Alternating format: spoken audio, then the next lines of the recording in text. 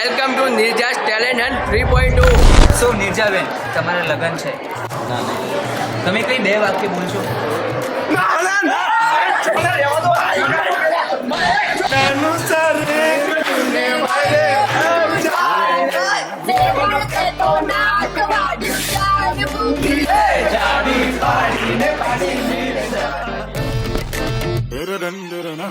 सजन रे पास तो आना ना कभी मुझे छोड़ के जाना ओ मेरे तू आशिक रहना ओ सजन रे पास तो आना ना कभी मुझे छोड़ के जाना ओ मेरे तू आशिक रहना ओ तू मेरा रोज कम लिटिल क्लोज तू मेरा रोज come little close.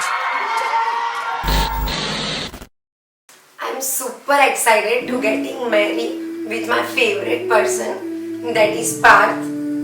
Okay, so પાર્થના માટે બે જ વસ્તુ કહીશ. I hate you the most and એનું રીઝન એ છે કે આપણે બંને એકબીજાથી એકદમ અપોઝિટ પર્સનાલિટી છે. સ્ટીલ તું મને આટલી બધું સમજે છે, આટલી બધી કેર કરે છે. Thank you for everything.